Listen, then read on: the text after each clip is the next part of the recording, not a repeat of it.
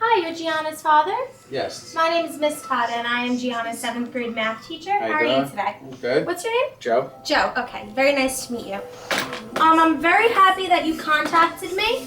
I'm here to answer any questions or concerns you may have. After you emailed me, I actually got the material together from her math test that she had taken. So yeah, any questions that you may have, just let me know and I'll help you with anything. Okay. Now my child's performance levels is based on her scale score.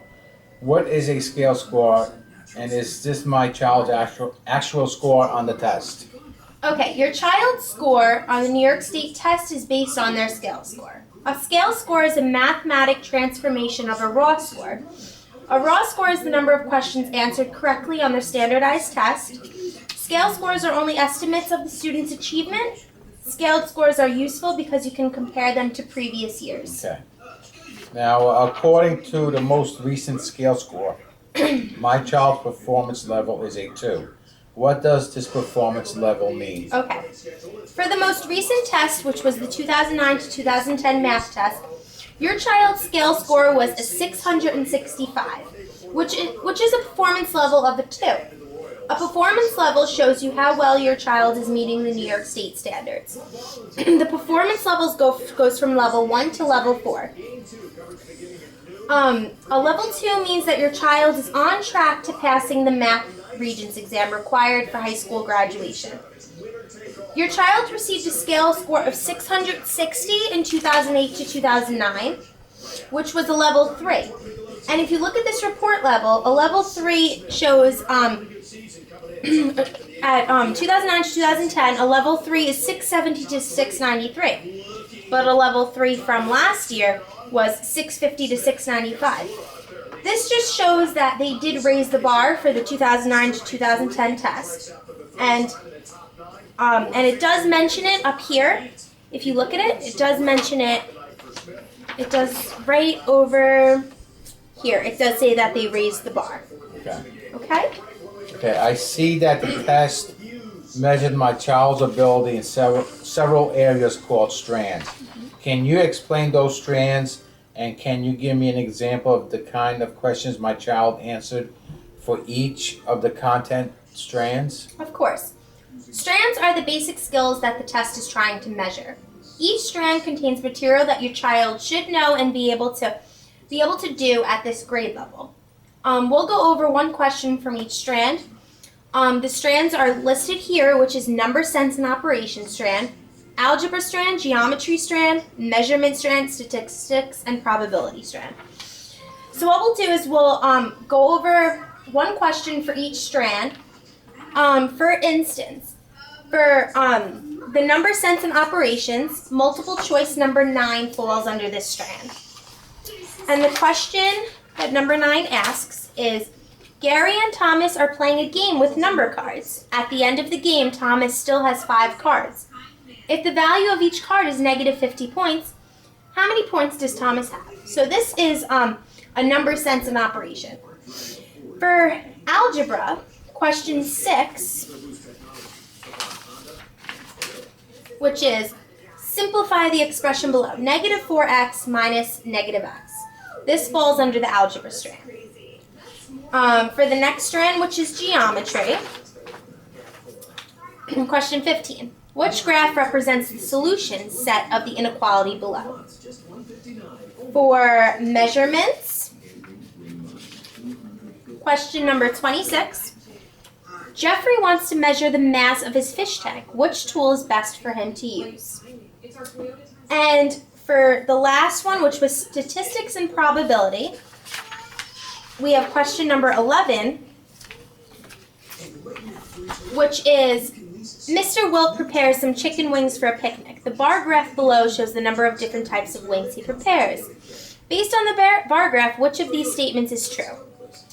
Okay, so as you can see, there is a wide variety of different types of mathematical questions that go with this grade level, what they are expected to know. Okay, now the report mentions an SPI. Is that the same thing as my child's scale score? The SPI actually is not the same thing as the scale score. The SPI stands for Standard Performance Index. And the SPI estimates the number of questions your child would answer correctly if there were 100 items per strand. And it tells you that right up here. The calculation of the SPI depends on how the student responds to these questions in each strand and how difficult these questions are. The SPI gets compared with the SPI target range. Okay. Does an SPI of 99 mean 99% correct on the test? No, it does not, because it is only a transformation. The test has a range of error, a scale score from a raw score.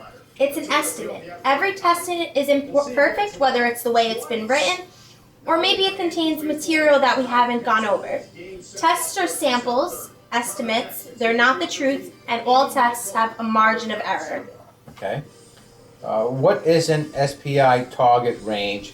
How does it relate to my child's SPI? Okay, the SPI target range, which is right here, and that shows you how much error there is in the test. I can give you an estimate of how much error there is. For instance, for number sense and operations, which is the first strand, what you do is you would take 61 and you'd subtract 46, which gives you 14. So that means your child's SPI could either have been 25 plus 14 or 25 minus 14. So they could have gotten higher or they might have gotten lower, which still actually puts them below the target range. For the second strand, 61 to 69, you would take 69 subtract 61, which gives you 8. So their SPI could have either been 71 plus 8 or 71 minus 8. For the next one, 39 to 49, you take 49, you'd subtract 39, which gives you 10. So it'd either be 63 plus 10 or 63 minus 10. For the next one, 79 minus 66 gives you 13. And their SPI could have been 40 plus 13 or 40 minus 13. For the last strand, it was 70 to 81. You subtract them, it gives you 9. So you can't get over 100 for an SPI. So it could have been either 93 or it could have been 93 minus 9. Okay? Okay. Now, I have... and actually, before you ask the next question, just because the student is shown to have fallen below or above the target range, it doesn't mean that this is where their strengths and weaknesses are. It really all depends on the margin of error, and the child's could have been in the target range, but because of the quality of the test, they may also still fall behind below. I have my child's report from last year. When I look at the two most recent reports, I see that my child's performance in some strands has dramatically changed. Are these real changes? No. The SPI target ranges changes from year to year, depending on the difficulty of each year's test. Okay. Now, doesn't the way the test is constructed impact how my child performs?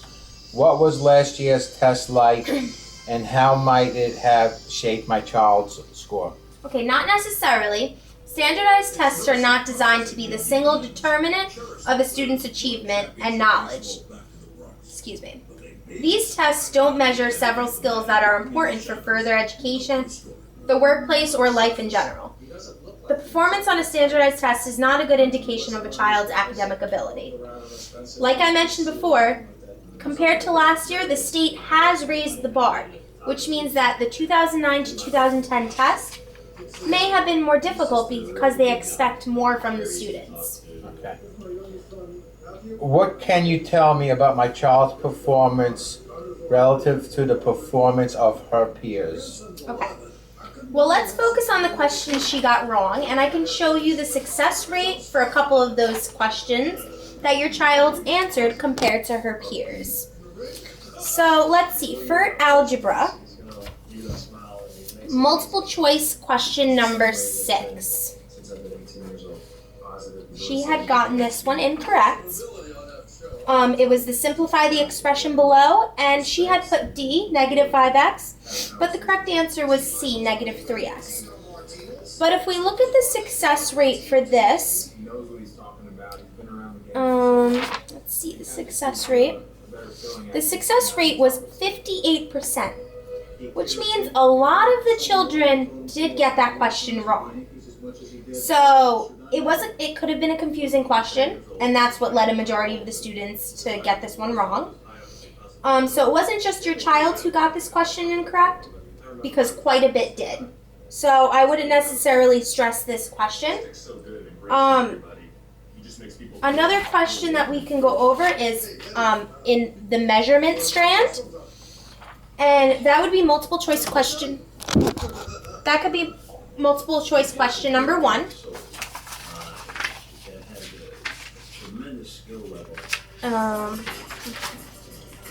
Which measure is equivalent to 1.5 kilograms? Now, for this question, your child had put down, just trying to find it. She put down B, which was 150 grams, but the correct answer was C, 1,500 grams. Now, if we look at the success rate, the success rate is basically all the children in the school that took this exact test. 95% got this one right. So that means that it probably wasn't a difficult question. It could just be an area that Gianna just didn't understand, or maybe because it was the first question, she just rushed through and had a lot of confidence. But yes, those are 2 examples of comparing to Gianna's peers.